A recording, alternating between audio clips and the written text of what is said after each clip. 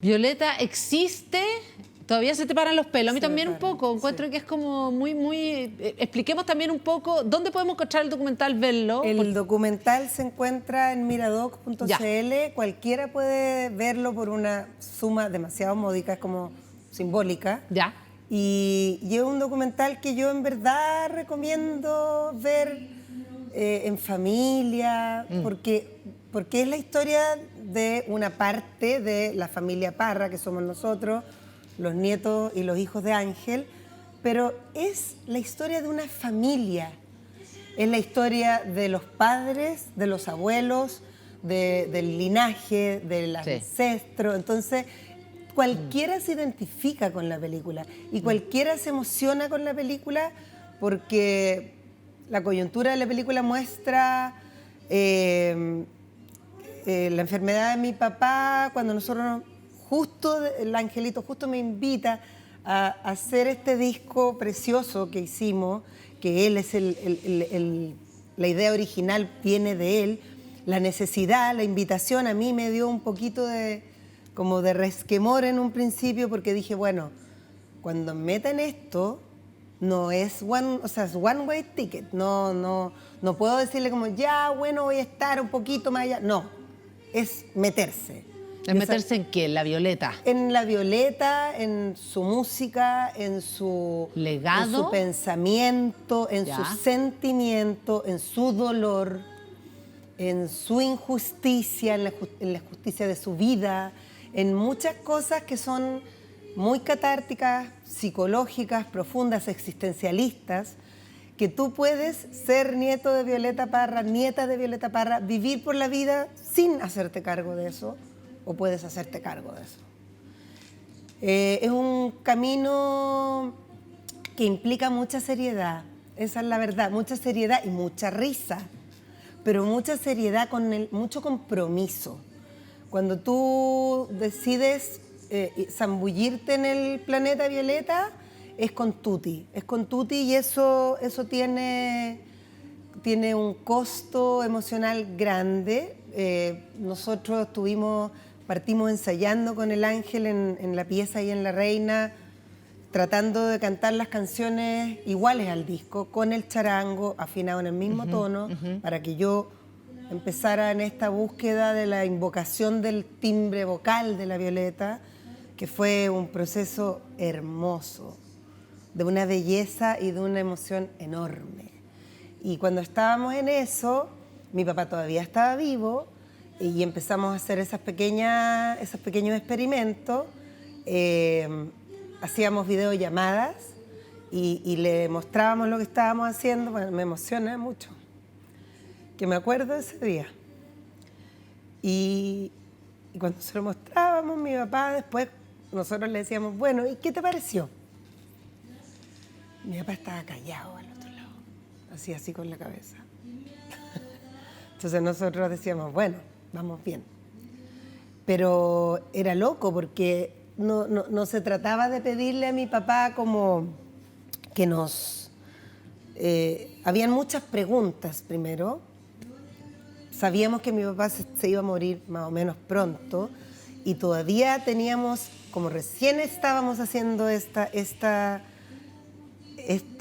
terapia, nos faltaban muchas cosas por preguntarle y estábamos muy apurados. Y cuando él empezó a ver lo que nosotros estábamos haciendo, que en el fondo fue como entre yo y el Angelito, empezamos a hacer como una simbiosis orgánica, como casi celular, te diría yo, de transformarnos en la abuela.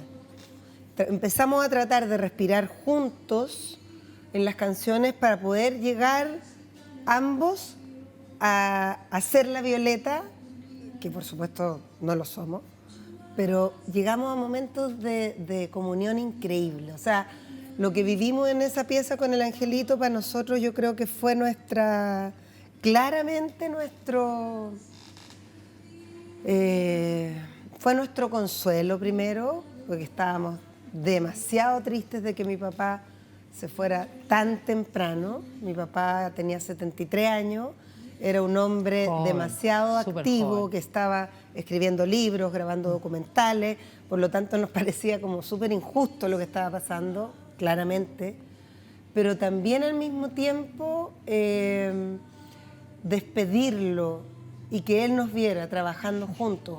Las últimas composiciones de Violeta Parra yo creo que fue despedirlo por lo alto, en términos de que estábamos todos vibrando, se cumplían los 100 años del nacimiento de la Violeta, teníamos todo ese año muchas actividades con mi papá que teníamos que cumplir, ir a tocar al Teatro Colón, teníamos que ir a tocar al Teatro de la Ville en París, que es el Teatro Municipal de París, teníamos que ir al Bellas Artes de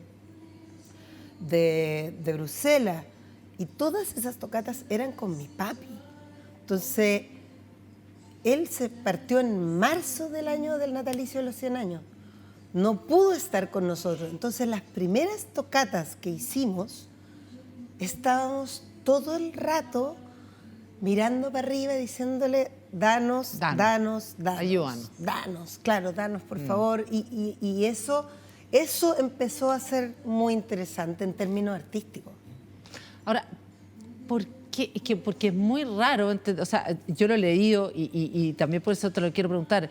Uno conoce la historia de la Violeta, la conoce todo el mundo, uno la ha leído, etcétera, etcétera, pero es como que si hubiese, y aquí hay una frase además que dice tu hermano, ¿no? No sé si tu hermano o tú, que fue, quien más les habló de tu abuela fue tu mamá, más que tu papá. Nos habló mucho mi abuela, es que mi mamá.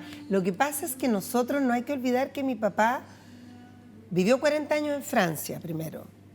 Segundo, nosotros nos criamos, cuando mis padres se separaron, mi papá no podía volver a Chile porque estaba en el exilio con una orden de no poder entrar a su país hasta el día que se pudo, digamos, que fue al final de la dictadura de Pinochet.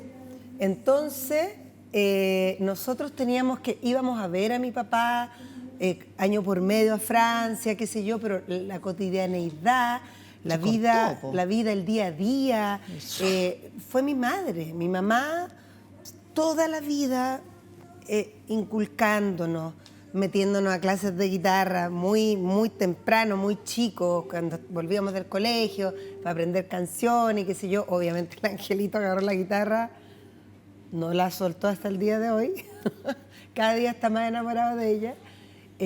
Yo me acerqué a la música de otra manera, desde el mundo de la composición popular, de la canción, del performance, más viniendo de la danza, y el ángel se transformó en este instrumentista, en este profesor, en este jazzista, en este rockero también, en los tres, qué sé yo.